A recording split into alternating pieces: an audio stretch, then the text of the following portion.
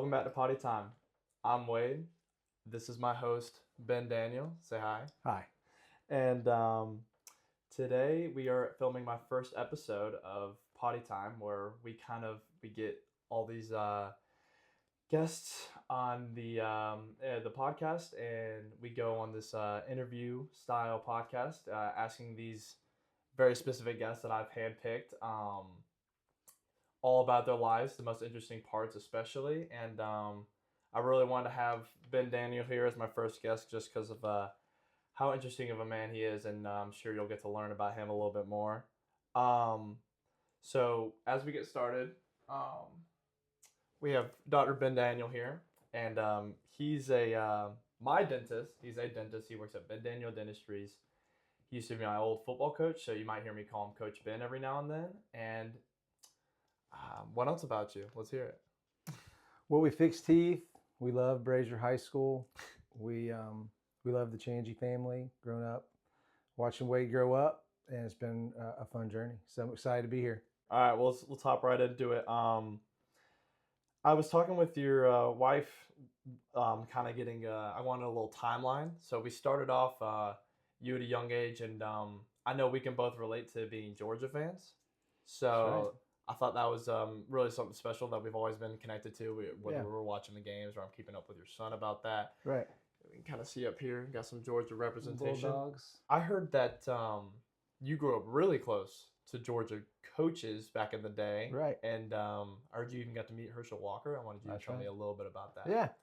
It was super fun to grow up in Athens, and we randomly lived down the street from a guy named Mike Cavan, who had been a quarterback at Georgia. He had a son my age, so we got to know the Cavan family. Coach Cavan was on staff at Georgia. And then we met the Greer family, the Whittemore family, a bunch of other Georgia coaches. So my three best friends growing up were sons of Georgia coaches. So I didn't know that it was a big deal or that people would spend hundreds of thousands of dollars to have the experiences I had. But every home game, I was with the team on the bus, pregame meals, in the locker room before the game, halftime. I mean, I have memories of being on the sideline. We just thought it was normal. We would be down there playing playing baseball, playing catch on the sideline. But I do remember distinctly sitting on Herschel's knee at halftime. I mean, just kind of part of the scenery there. It was pretty special. Then Coach Greer would give us a box of programs every home game. We would not have to share a portion of the profits with, and we would make $200 every home game at least, like rolling. We were little kids, we were rolling. But that was a pretty special way to grow up. Do you think that's like what kind of started the football kind of addiction you've got going on? I think so. I think when you live in Athens, football's like the only sport that matters. Yeah. Like nothing else seems to matter. And so, yeah, you had to love it or get out of town. Absolutely. I thought like meeting Herschel Walker, like if I met Nick Chubb when I was a little kid, like he's my idol, and like I don't think I would have quite captured it. Right. But did you like completely understand like who you were sitting with, or? I mean, we knew that he was pretty famous and pretty special. Yeah. But we didn't know how epic he was. But, we loved all the players at the same time. So at the YMCA in Athens, every kid wanted to be number 34. Yeah. But not every kid could wear number 34. So you also loved all the other guys too. And I remember distinctly my 8-year-old birthday, Buck Ballou came, who was the quarterback during those years with Herschel. And he was also a hero. So, we had a whole team of heroes out there that were all nice to us. And so it was pretty special. Do you still keep up with like any of the coaches today? Or? Yeah, I mean, I still keep up with those friends, and we still have to commiserate if Georgia doesn't do as well as we hope that they would. But we get to celebrate when they do well. This season was a little rough for me. I don't know. It wasn't like the same special touch I normally have. Yeah. All right. Well, we're kind of gonna move on here, but keeping on the same track of sports. Ben Daniel here. He's kind of star athlete, I would say, back in the heydays. He went to Wofford University for baseball and football, correct? That's right. And I kind of wanted you to tell me about the high school journey leading up to that, and then kind of balancing those two sports. And then I know you joined a fraternity, and we're going to talk a little bit more about that. Yep. But how did that go from the start? So I just knew I loved sports, and I knew I wasn't quite good enough to play for Georgia. They let me go on some recruiting trips, but it wasn't because I could really play there. So a smaller school ended up being perfect, and Wofford's in Spartanburg, so a couple hours away, and I was there to play football, but I made sure from the beginning that they would let me play baseball too. Mm. So I was a defensive back and pitched and played some middle infield. But after that first year, I had a 1.7 GPA. I heard about So I was trying to play football, play baseball, pledge a fraternity, and didn't know how to learn, didn't know how to study. that. So football coaches said, you got to actually drop baseball. You got to drop. I chose to drop the fraternity stuff, but I just had to hunker down and focus on my studies for the next 3 years. Just I had goals of wanting to go to medical school, dental school, and so I had to really work a lot harder on my studies the next few years. So did you end up sticking with football and baseball all years, or? So football was paying some of the bills, so I had to stick with that. I went back out briefly my junior year and tried to play baseball a second time. Mhm. And at Wofford, being a small school and a good academic school, you actually have to go to lab. Yeah. You actually have to go to class.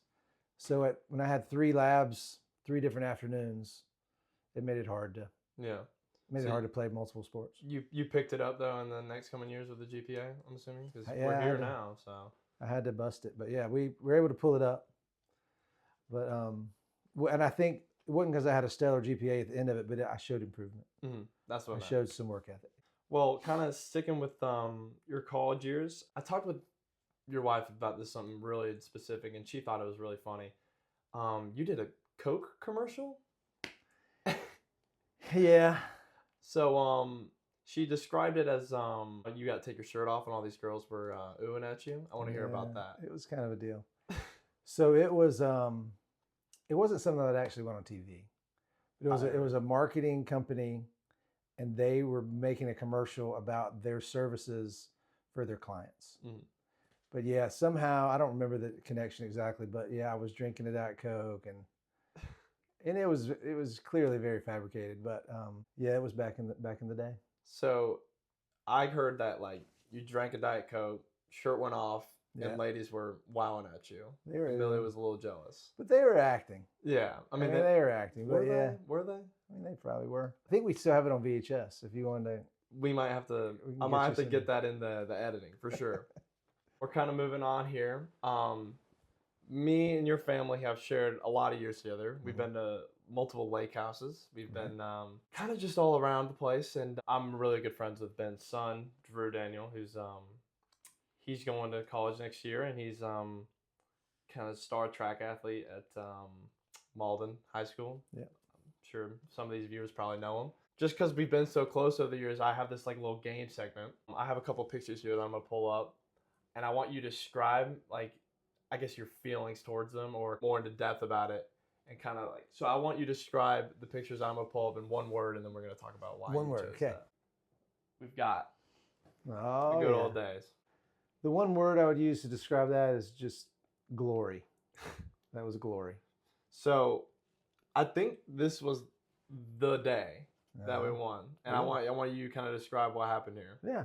So this was we call it affectionately the Mud Bowl. It was the championship game for Malden football, and we played against our rivals, the Texans. We were the Eagles, but it was a lot of trash talk, a lot of drama, a lot of intensity.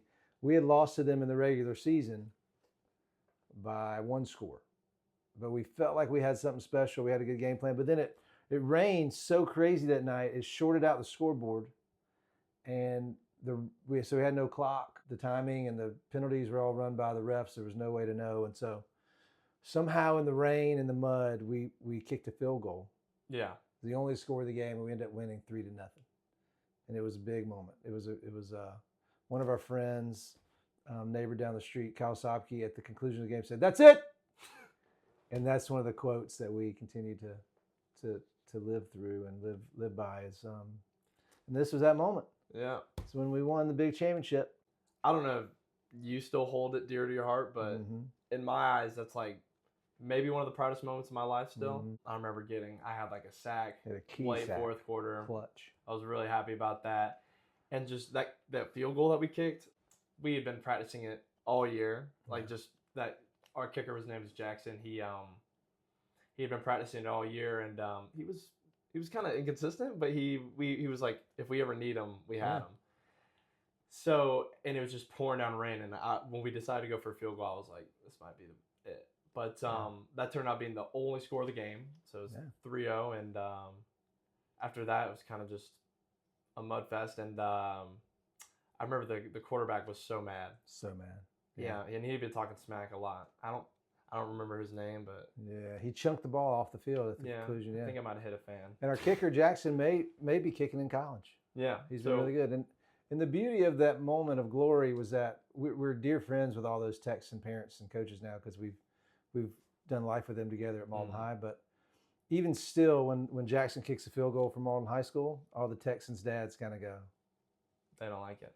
I mean, they love that we're on the same team now, but they always say something like, I remember that leg. I remember that night. I remember that kick.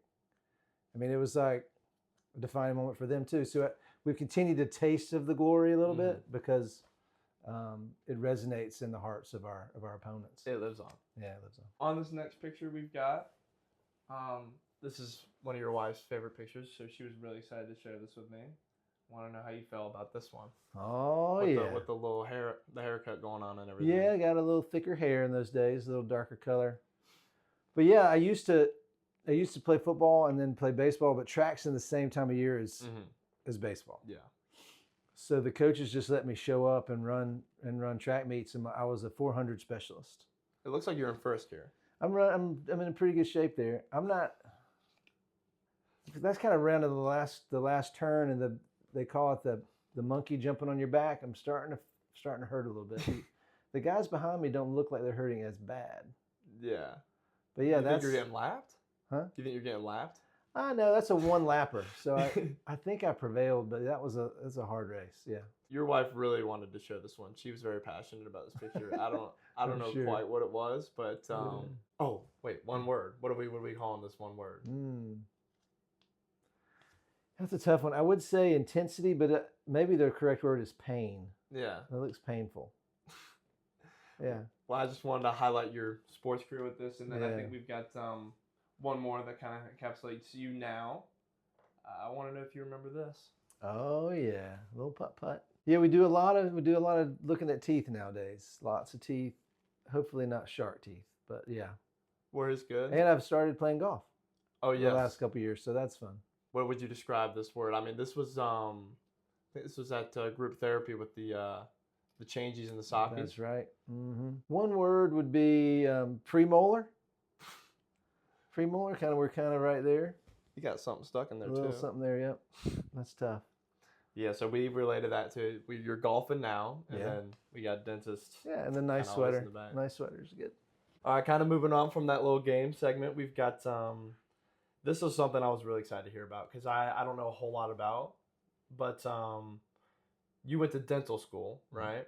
And there's these practical jokes that I've heard you've played on some of your friends, and I wanted to hear some of the highlights of that because I heard something about one of your friends and something to do with poop or something like that.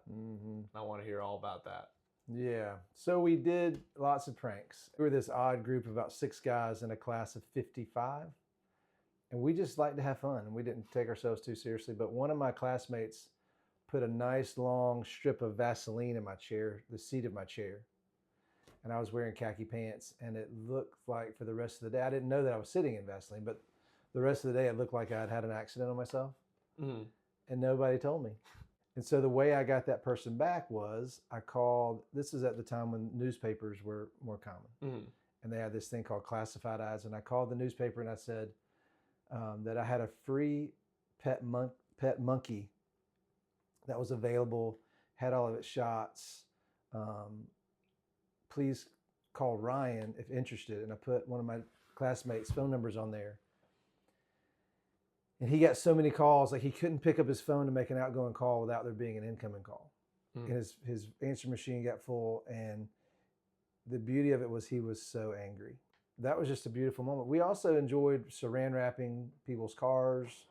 We also enjoyed some things we probably shouldn't say out loud on your podcast. But maybe not. But it was a lot of pranking.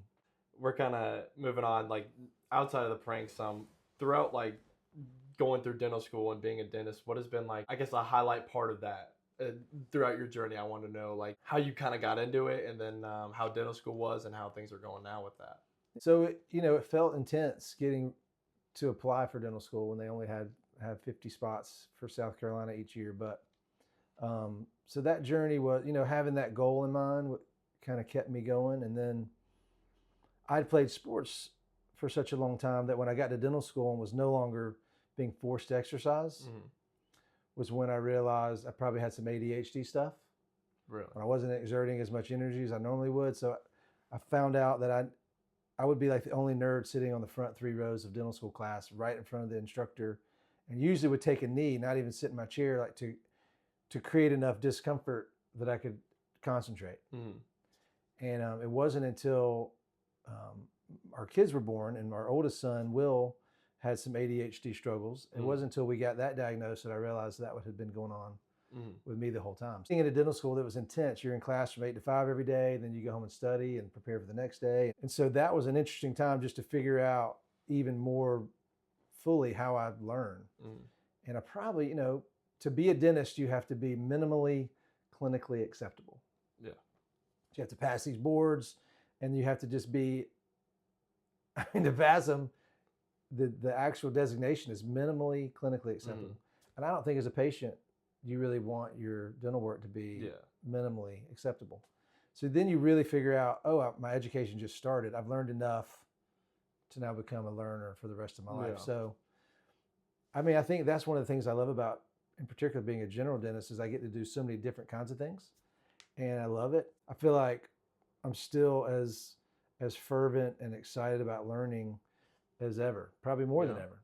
And so we like to have super high-tech stuff. We use lasers, we use 3D scanners and 3D x-rays. And it is interesting thinking back to that freshman year of college when I had a 1.7 and just didn't know how to learn. And that's been one of my dreams for my kids and for you guys, is to, if you can figure out how you learn, if you can figure out a passion for learning and for reading, really you can do whatever you want. So you would say, like, even now you're still learning, and kind of with all the new technology and stuff coming out, has it always been like kind of ever changing, or have you ever found like a grounded spot? It's ever changing. I mean, there's some basic fundamentals that we abide by. So I'm in that interesting place in my career where I'm now one of the older guys. So I have a lot of old school training. Well, you're at 21 now, right? I'm like 21, just a young guy, just a young buck. But I'm still, I'm still not so old that I can't learn new stuff. So we've been using this crazy laser the last 6 or 7 years, and it's a technology that's incredible, but it hasn't really caught on in mainstream. You know how tissues, you think, a lot of people refer to a tissue as a Kleenex. Yeah. Well, Kleenex is just the name brand of one particular kind of tissue that popularized itself. And now we refer, like a lot of Southerners call a soda a Coke. Yeah. Even though it may not be a Coke, it might be another brand. Well, there's this Invisalign is a thing. Wait, I mean, look at that smile. Invisalign is these clear aligners that move teeth, but there's lots of other companies that make aligners. And so, but this laser we're using is called Celea, and we really believe it'll be like a Kleenex for lasers. Like it'll be more of a patient-driven thing. And I've been using it enough that it almost, like, I have authority to speak about it. And I've got like 10,000 hours at least using this technology as a CO2 laser, and it's awesome. And so I've started speaking for them. Yeah. I'm like, all of a sudden, like, technically like an expert. Like social media and stuff like that, or just anywhere you can? So I'm just speaking to other doctors, other dentists. So I'm going around. I've been to Greensboro, where your parents are from. I've been to Columbia and Augusta and Charleston and Savannah, and going all over the Southeast to talk about this technology to other doctors, because it's kind of the next thing. Yeah. Technology is shaping how we are going to do life for the next, 10 years. I'm sure it'll be cutting edge, and then something else will come out. Yeah. The last thing I want to know, I wanted to hear from your perspective. You've been in the field of dentistry for a good 20-something? 25-ish. 25 years. And I just want to know the craziest thing you've ever witnessed. I know you've had to have seen some pretty jacked up things. We've seen some pretty messed up things. You see a lot of really sad things. You see people that get stuck on drugs and just forget about taking care of themselves. So I saw a guy this week who had a blown out cavity on every single tooth. You're lying. where every single tooth has to be pulled. And but you know, like you just try to meet people where they are and care for them where they are, and there's all kinds of budgets, and you learn never to present a treatment plan based on the resources you think a person has. So it is fun. I mean, in that we get to serve people. Yeah. You know, and like it's a pretty vulnerable position. Mm-hmm. But some of the craziest things we're doing nowadays are when people do lose all their teeth. Used to be we just would make these clunky dentures that look real fake. Yeah. But now with dental implants, we can put like 5 implants on the bottoms and 5 on the top, and we can build them teeth that don't come in and out. Yeah, they're just permanent. Yeah, and they're permanent. They're locked in. They're screwed in, and they look nice. They chew nice. They work. They smile. So it's pretty cool. Yeah. But we've done some of those lately. I still love doing that. But then, you know, you still get gruesome stories about root canals and extractions. Yeah. And You just don't want to hear about you it. see some messed up stuff. But the thing that grosses me out the most I'm here. isn't infection. It isn't a big cavity. It's when there's food stuck between back teeth. Just like And you suspect it's probably been there for a while. good couple. And it's just kind of gross. You just kind of like silently judge. It's just a deal. Yeah. And it reminds me of like my first ever mission trip was to Peru. Mm-hmm. We lived on a boat on the Amazon River for 3 weeks. And those people had never seen a toothbrush You in their tell life. the worst of the worst. It's just, and so that was my first experience actually, I was only a first year dental student. Mm-hmm. So the breath was a deal. The breath was strong. So double masking, and it's still. So that's probably the worst. Some of the smells, and just the food that's sitting there a long time. Well, you provided a lot to them. Like, have you like gone to any other like mission trips besides that? So we've been to went to Haiti a few weeks after the earthquake, Mm-hmm. and not a lot of those dental situations were emergencies due to the earthquake, but there were still just people with bad dental problems. But then we also have been to Guatemala twice, and we do some local mission kind of stuff too. But Peru and Guatemala and Haiti were the countries we've been to. We're gonna move on from the dentist because I know you don't want to talk about work the whole time, but I was talking with Millie about this. Religion is a really big part of your life, and I kind of wanted to know your roots behind that, where you kind of realized like this is what you want to be, and like how you want to embody yourself, how you kind of present yourself and every day, and how you tend to spread that. Yeah, it wasn't long after that freshman year of college with the 1.7 GPA and doing too much stuff. But I was invited to an FCA conference, Fellowship of Christian Athletes, and I only went because it was a dear buddy who was on the football team was transferring, and he was going to be at this event. That was why I went. And there was this pastor from Chicago, an African-American gentleman named Kerry Casey, who was stomping, and he was very passionate. And it was just in the midst of 500 college kids that I realized that I was a mess, and that I needed somebody to save me, and that he was talking about this Jewish guy named Jesus. And so that's become, that flipped me upside down and inside out in a good way and set me on a new path. And so that's been, that was when I was 19, and now I'm nearly 50. Ever since then, that's been a growing part of life. And then, so 2 years later, I went back to that same conference, and my younger sister came up. She was a student at Georgia, and that was where I met my wife, Millie. I heard about that. She bopped up on stage and sang a little song one morning and said a sweet little prayer. And I said to myself that I needed to meet her, as soon as possible. She shot me down for about 3 years. I heard you were kind of nerdy. It was a trying time. I had some bad glasses at the time, and not really probably any sense of style at all. Just still don't. But then persistence paid off. And it turned out my younger sister, Catherine, was in the same small group with my wife, Millie. So there was a connection made there. So that was at Ridgecrest up in North Carolina. So it's still, that's still a special thing.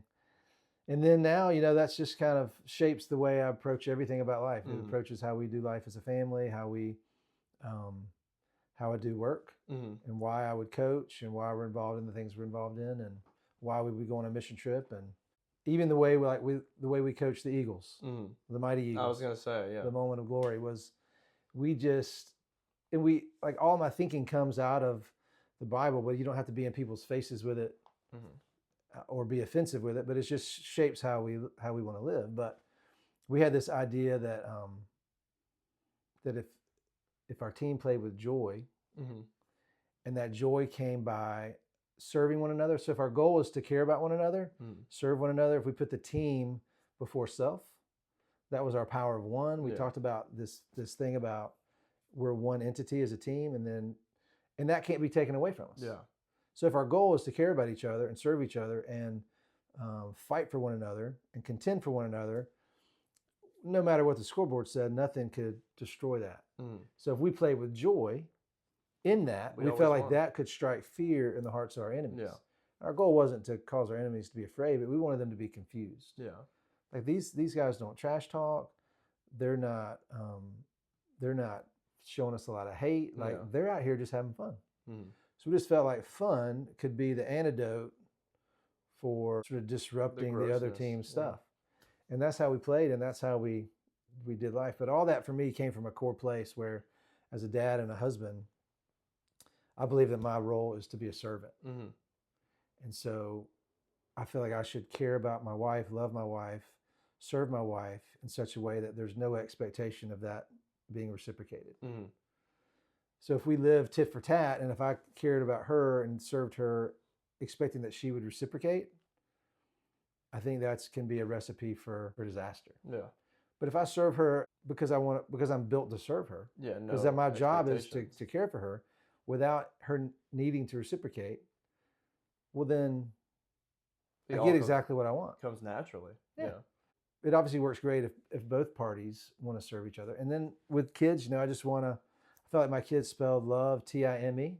So the reason I coach, the reason we're involved is I just want to be present. You just show up and you serve. And so all that comes from that moment in college at that FCA conference. And it's, it's a growing thing that, we don't arrive and I don't have it sorted out, but it is for me the only way I can imagine doing life. So that freshman year, you found yourself, and you found your wife through that. You found, even more passion in sporting, like you talked about, like building the team and stuff like that.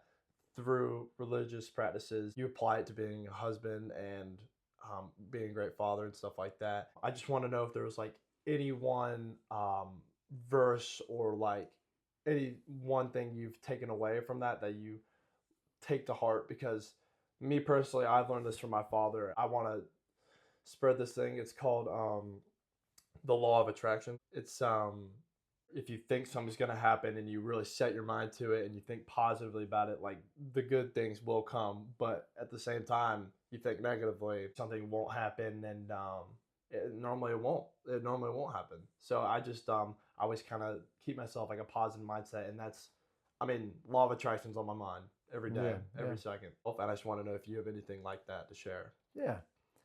I guess my main perspective comes from a verse in Philippians chapter 2, but where Jesus didn't consider equality with God a thing to be grasped, but he'd emptied himself, taking on the form of a servant.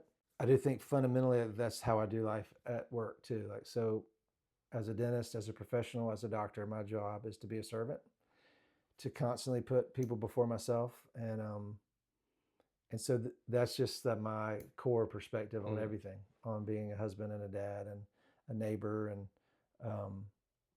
family and friend. Then, and it doesn't, whether things go my way or not, I'm cognizant that not everything will.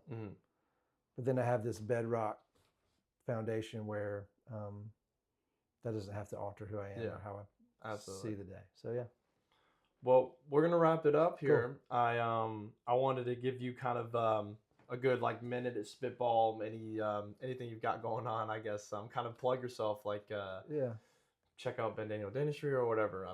You tell the audience. Yeah, spend most of my time with doing dentistry. So we have an office on Woodruff Road that's kind of a high tech,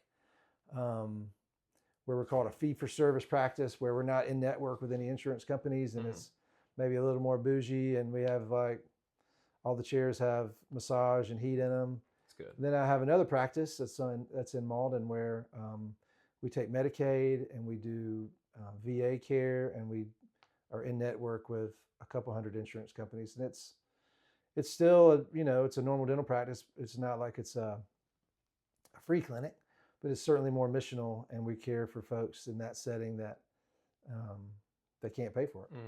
And so we love, like, I really love, genuinely love both settings. They're both refreshing in different ways, but that's what we do. And we're just, this world's constantly changing, Yeah. and we just realize, like, if we truly want to live life as servants, we got to be around all kinds of people, those that are like the most down and out you can imagine. And but the folks that live in the multi-million-dollar houses, some of them are as lost as anybody. You know, like we all need to receive care that's meaningful, and so that's the dream. And that's, I mean, hopefully, Drew, your lifelong contemporary is going to be a tooth guy. Hopefully. Is that what So he's that's about?